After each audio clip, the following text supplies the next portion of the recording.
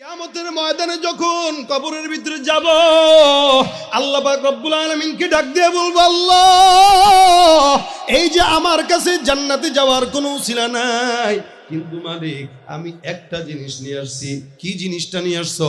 এখান থেকে যখন কবরে যাব, কবরে যাওয়ার পর মালিক যখন বলবে তোরা আমল কি, আমি আল্লাহ পাক রব্বুল আলামিনকে ডাক দিয়ে বলবো, আল্লাহ, আমার কাছে জান্নাতে যাওয়ার কোনো উসিলা নাই, তবে আমার কাছে একটা জিনিস আছে।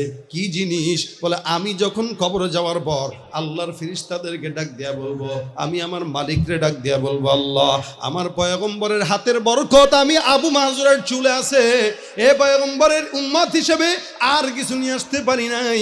আল্লাহ নবীর মহব্বতে কোনোদিন ওই চুলটা কাটি নাই, কারণ চুলের ভিতরে আমার পয়গম্বরের বরকতের ইশারা। ওই চুলের ইশারায়, ওই চুলের উসিলায় মালিক তুমি আমাকে নবীর সঙ্গে জান্নাত দিয়া দাও। ভয় পাবো কাকে?